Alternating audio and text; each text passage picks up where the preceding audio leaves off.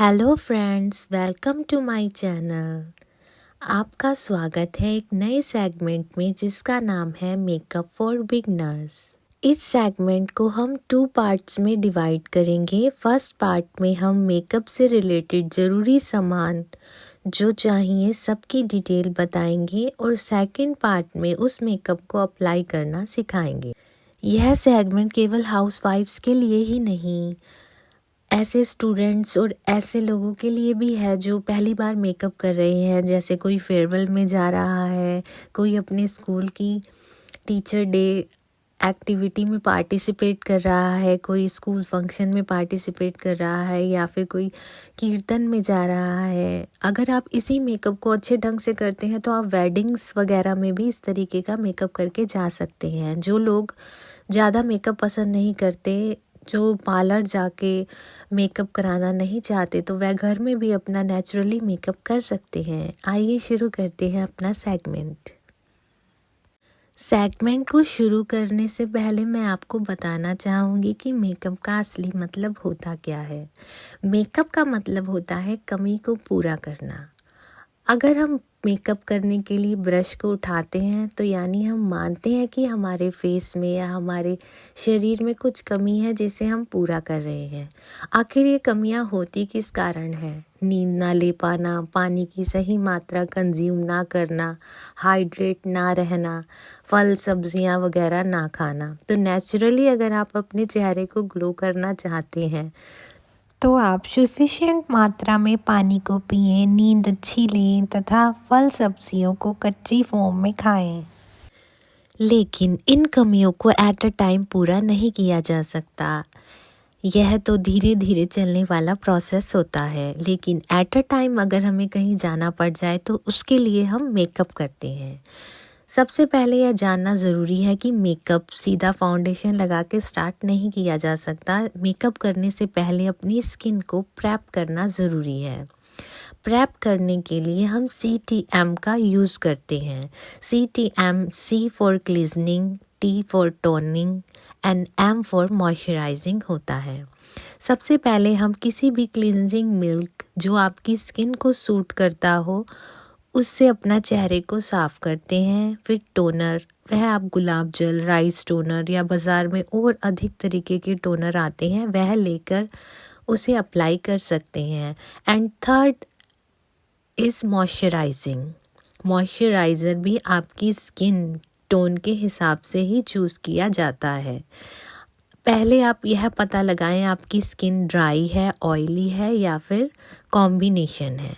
इसके बाद जो भी हम प्रोडक्ट बताएंगे वह अपनी स्किन पर फिट होने वाले ही लेने हैं। जैसे अगर हम कंसीलर बताएंगे, अगर आपकी स्किन ड्राई है तो आप ड्राई कंसीलर लें जो ड्राई स्किन पर फिट हो, और अगर आपकी स्किन ऑयली है तो ऐसा कंसीलर लें जो ऑयली स्किन पर फिट कर जाए।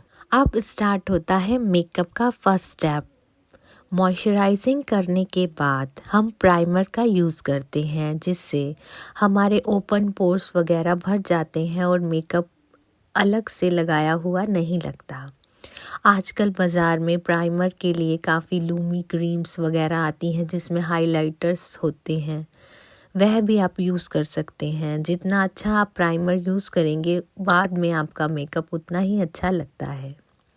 प्राइमर के बाद हम कंसीलर अप्लाई करते हैं। वैसे प्रोफेशनल मेकअप में पहले कलर करेक्टर यूज़ किया जाता है, लेकिन बिगनर्स के लिए केवल कंसीलर यूज़ करना बेटर रहता है।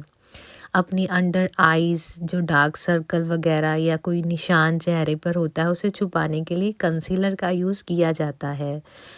इसे उन्हीं जगहों पे लगाया जाता है जहाँ पर अनइवन स्किन होती है। यह बाद में फाउंडेशन लगाने के बाद अलग से नहीं दिखता। Concealer is the very necessary step for makeup.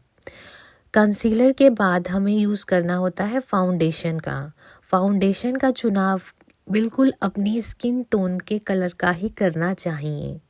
यह आप अपनी नेक पे फाउंडेशन अप्लाई करके यू चूज़ कर सकते हैं, नहीं तो आप मार्केट में जाकर जो कॉस्मेटिक की दुकान होती है उन्हें नॉलेज होती है, उनसे भी पूछ के अपनी स्किन टोन के अकॉर्डिंग फाउंडेशन ले सकते हैं। कई लोग होते हैं वह अपनी स्किन टोन से एक अधिक गोरी फाउंडेशन ले लेते हैं, लेकिन जब हम मेकअप करते हैं उसके बाद वह अलग सी दिखती है, क्योंकि जो प्रोफेशनल मेकअप होता है वो बिल्कुल आपकी स्किन टोन का ही रंग का होता है, तभी वो लगता है कि नेचुरल है। अगर आप पहले फाउंडेशन एक अधिक गोरे कलर की ले लेंगे और फिर बाद में वह मेकअप थोड़ा अननेचुरल लगता है। फाउंडेशन के बाद हमें पाउडर से मेकअप को सेट करना पड़ता है। पाउडर को भी अपने स्किन टोन के हिसाब से ही लेना चाहिए तथा अपनी स्किन टाइप के हिसाब से भी लेना चाहिए। मार्केट में अलग अलग तरीके के पाउडर अवेलेबल हैं, या ऐसी किटें भी आती हैं जिसमें पाउडर, ब्लशर और कॉन्टोर एक साथ होता है, आप वो भी खरीद सकते हैं। पाउडर के बाद हम आई मेकअप स्टार्ट करते हैं। प्रोफेशनली वैसे सबसे पहले आई मेकअप करके बाकी स्टेप्स किए जाते हैं, लेकिन यह बिगनर के लिए है, इसलिए हम आई मेकअप अब करेंगे। अगर आप बिगनर्स हैं तो आप पूरा आई मेकअप अच्छी तरह से नहीं कर पाएंगे और ब्लैक ब्लैक लगता है, इसलिए हम एक ऐसी आई शेडो पैलेट का इस्तेमाल करेंगे जिसमें शिमरी कलर, थोड़े से बेस कलर और थोड़े से लाइट कलर होंगे। एक ऐसा पैलेट आपके लिए बेस्ट रहेगा। आईज मेकअप के लिए अब हमें एक मस्कारा और एक आईलाइनर की ज़रूरत पड़ेगी। अगर आप चाहें तो काजल पेंसिल भी यूज़ कर सकते हैं। आई मेकअप के बाद हमें जो चीज़ें चाहिएंगी वह है ब्लशर। ब्लशर भी एक अच्छी क्वालिटी का होना चाहिए, क्योंकि पूरे फेस पर ब्लशर का लुक सबसे ज़्यादा अच्छा लगता है। लगाना हम आपको सेकंड पार्ट में सिखाएंगे। ब्लशर के बाद अगर आप बिगनर्स हैं तो आप केवल एक कॉन्टोर ज़रूर लें। पहले मैं आपको बताती हूँ कॉन्टोर होता क्या है। जैसे हमारा नेचुरल फेस होता है वह एक कलर का नहीं होता, वह फोरहेड से, और जैसे हम सीधे खड़े हों तो हमारे चेहरे की परछाई भी होती है जो हमारे चेहरे पर ही पड़ती है। जैसे हमारे गालों की परछाई उससे थोड़ी नीचे पड़ती है, और जो हमारी चिन होती है उसकी परछाई भी थोड़ी सी हमारी गर्दन के ऊपर पड़ती है, और ऐसे ही माथे के ऊपर भी एकदम हमारी स्किन का कलर नहीं होता, वह थोड़ा सा शेडी होता है। इसलिए जब हम मेकअप करते हैं फाउंडेशन लगाने के बाद हमारा चेहरा एकदम सपाट वाइट कलर का लगता है, मतलब जो हमारी स्किन टोन होती है सेम बिल्कुल एक जैसा होता है, लेकिन कॉन्टोर से हम उसे शेड देते हैं जिससे हमारा फोरहेड, हमारे चिक्स के नीचे का एरिया और हमारी चिन के साइड का एरिया शेडी लगे। इसलिए कॉन्टोर बिगनर्स के लिए बहुत ज़रूरी है, नहीं तो आपका मेकअप ऐसा लगेगा जैसे एक पोर्ट्रेट, लेकिन बिना परछाई वाला पोर्ट्रेट।